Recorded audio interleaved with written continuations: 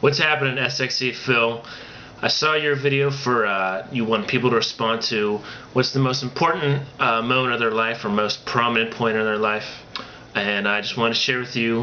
I don't know if I would consider it my own personal most important moment in my life, but it's definitely the most important moment of my family's life, and I just want to share that with you.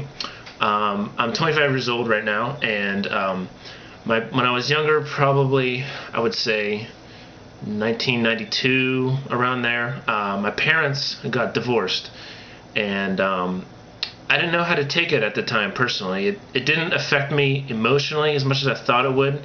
You know, I wasn't crying or, you know, depressed or anything. I guess I didn't understand it. You know, it's kind of an odd thing for someone at that age, I guess. Anyways, one day my dad, this was I think about 3 years into their divorce, my dad was taking my brother to work, and I was here at home with my mom, and my dad is a diabetic, which means if he doesn't eat right or at the right time, or he doesn't take his medicine, which is insulin, he can get kind of almost like it's almost like you're drunk.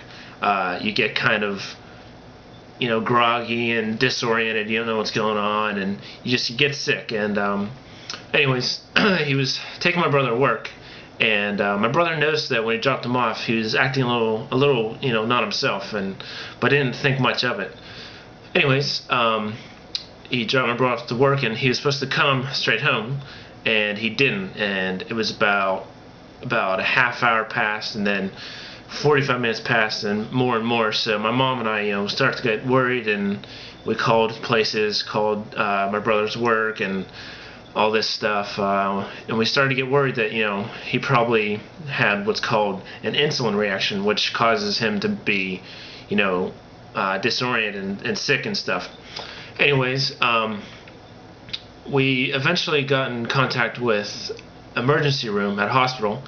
And my dad had surprisingly not been in as bad as an accident as he could have been. He was driving kind of far from home. He probably didn't realize how far he'd been driving, and he drove across, I think, 4 or 6 lanes of traffic and didn't hit a single car. He, I believe, ran into a telephone pole, and surprisingly, there was either a cop or an ambulance nearby, and they saw this accident happen and, you know, took him to the ER and everything. He was pretty banged up and bruised, but he didn't die. God had spared his life, and just to show that God has a better plan for our lives than we could ever make. Anyways, it was you know, it messed up the family pretty good, and it was pretty scary. You know, I remember, you know, being here right in this spot, actually in my kitchen, just praying to God, you know, please save my dad and don't let anything bad happen to him.